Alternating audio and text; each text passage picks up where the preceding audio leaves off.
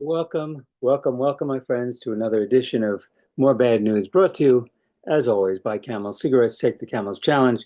Smoke Camels for 30 days and see for yourself what a difference Camels can make in your life. You know, my friends, people wonder what advice I have in these times of trial.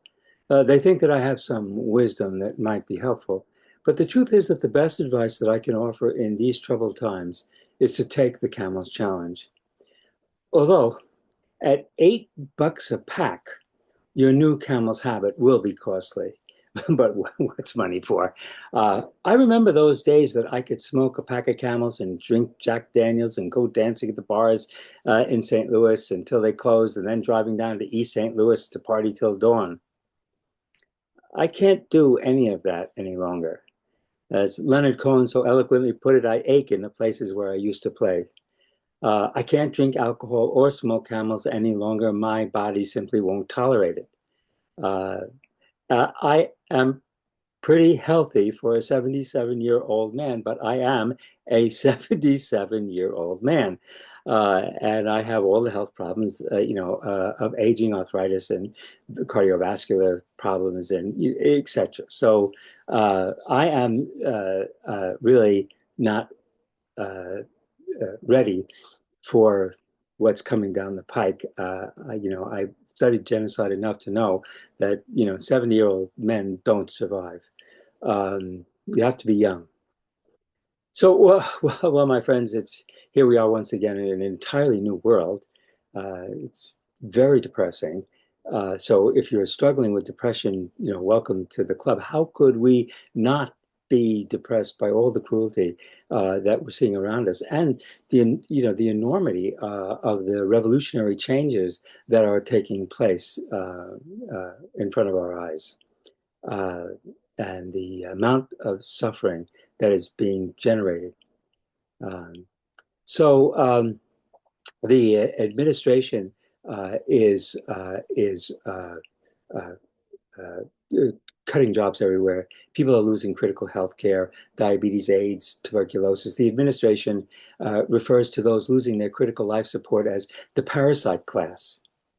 The Nazis referred to the Jews as vermin. The Hutus referred to the Tutsis as cockroaches.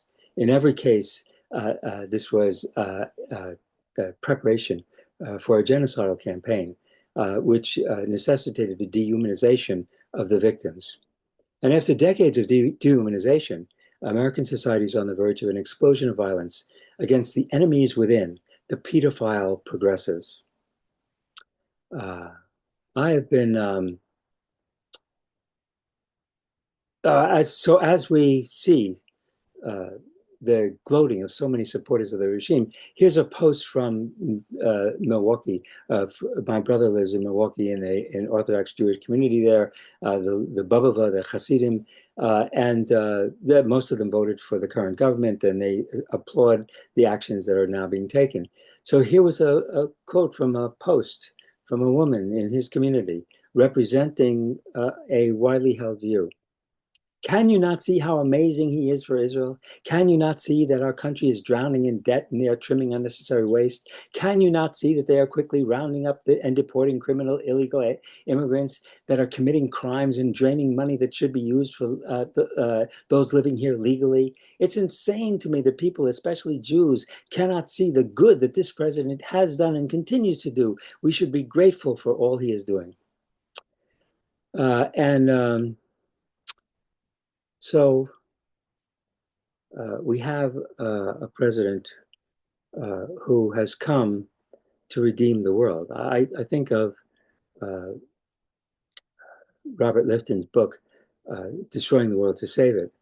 Uh, he is an avenging angel, come to lead the armies of the Lord against the sinners and idol worshippers of our day. As I said, I'm 77, and I've been thinking about the 1970s, about 50 years ago. Uh, uh, I was in my 20s, and in 1977 I turned to 30. So this was my 20s and transition to my 30s. It was a period when I was very active, and I have records. Kept everything. I would just get, I have, this is a diary of my trip to Germany. Um, I I have all kinds of things. I was a journalist. I was writing. I was doing scientific research in eugenics. I was publishing. I was doing graduate work. I just, so I have an enormous amount of material from the '70s reminding me of what like was life back then when gay male to male sex was illegal. That you could go to jail just for having sex in the privacy of your own room. And the feminist movement, the women's movement didn't want to have anything to do with lesbians.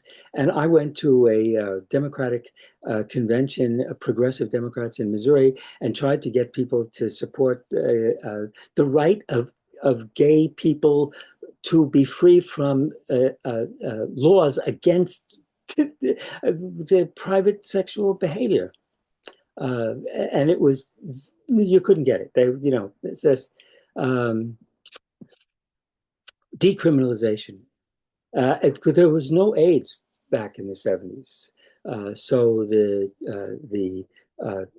gay community, in fact, the non-gay community, everybody, there was a lot of sex going on. This was, the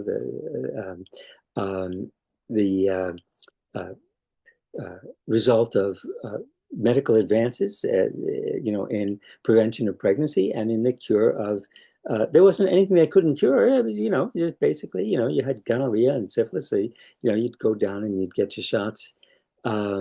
So at that time, I was convinced that the Anita Bryant campaign against gays and the Phyllis Schafly campaign against the ERA was the beginnings of a fascist campaign that was going to uh, uh, move very quickly towards a transition of America to a fascist country, and that all of the hate that they were generating against these minority groups was going to culminate in a new form of fascism.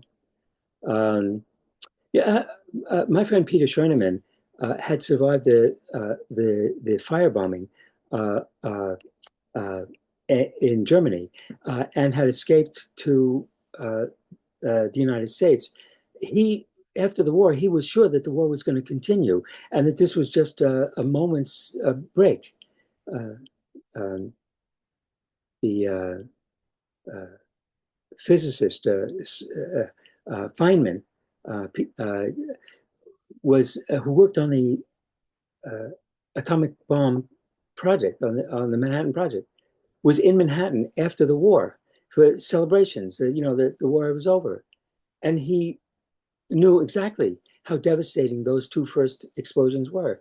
And it suddenly occurred to him where he was in Manhattan, that if the bomb had been dropped in lower Manhattan, he and everybody around him, millions of people, would have been exterminated. And he realized that nothing had changed, that the next war was going to come and that these weapons would be used. And he realized that we had no future. It was hopeless. It was over. And I had nightmares. I saw fascism coming. My friend Chuck Allen wrote about the Hitler boom after World War II in Germany. He wrote about concentration camp USA, the idea that the plan was to round up tens of thousands of Americans. If there was a war between the United States and the Soviet Union, you'd want to round up all the communists. So I have very good recollections of the '70s and of my fears of the coming fascism. And I realized, yeah, I was at 50 years, it would take 50 years. And what confused me about this whole process was that there was so much progress being made on gay rights and on marijuana. I couldn't understand that. Everything else was going in the direction of the right. If you think about it, Israel was founded, it was a socialist state, and decade after decade after decade, it went to the right, to the right, to the right, to the right. That's the only direction they went. And that was fairly true of the United States as well. We had these moments especially in the Great Depression and World War II, that where there was this enormous expansion of the middle class.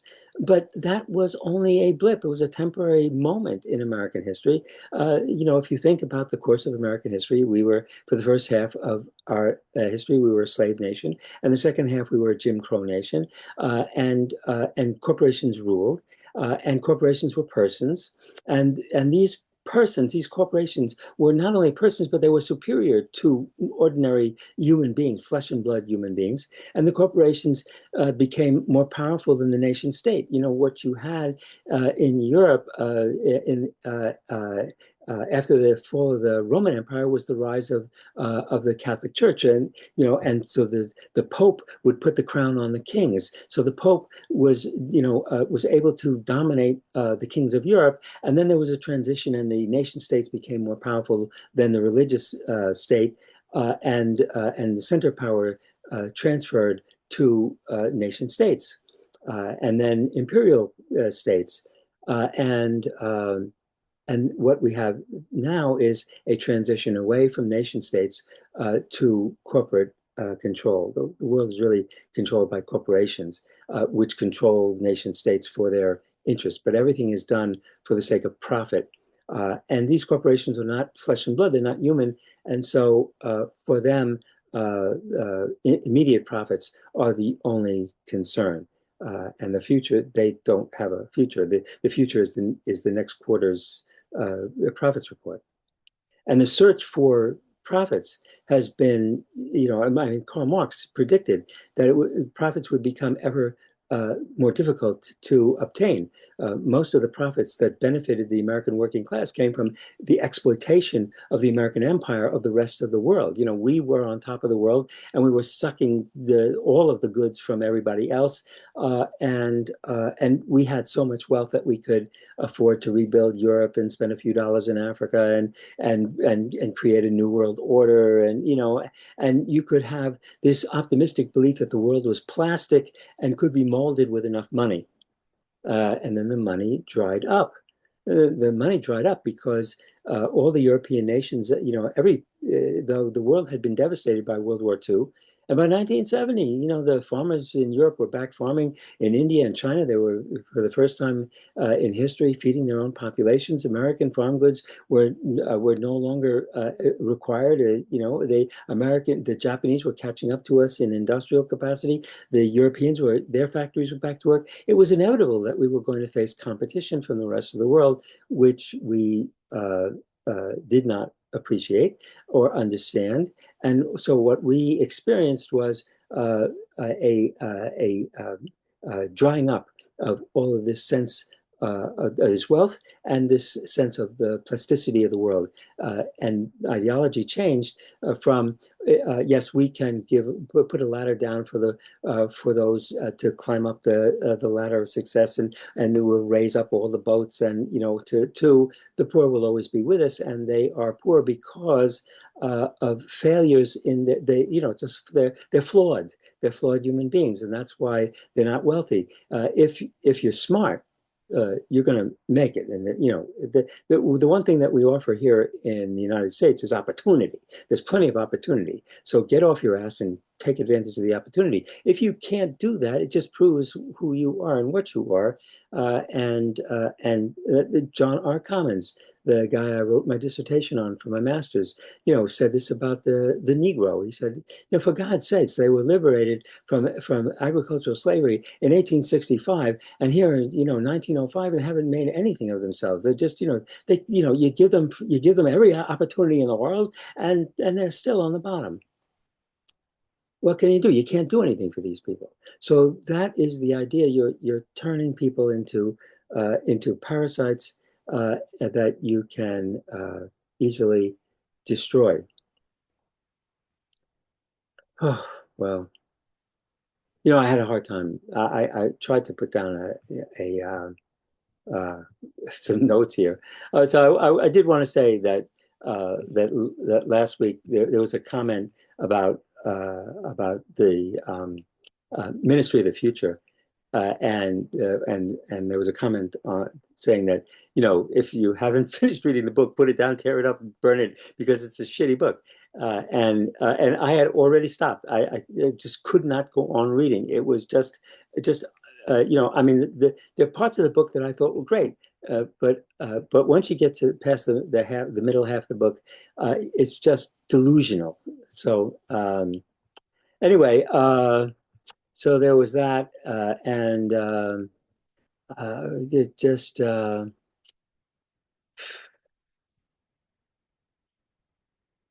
Okay, so and then there was another comment that I wanted to mention about uh, uh, Brian raised James Flynn. In my last show, I ventured the notion that just as human life expectancy is now decreasing for the first time since the beginning of the 20th century, life expectancy in the United States doubled from 35 to 70 years. It went up to 80 years, and most of that increase had to do with public health measures, cleaner water, cleaner milk, vaccinations. Those kinds of public health measures saved millions and millions of lives and extended human longevity.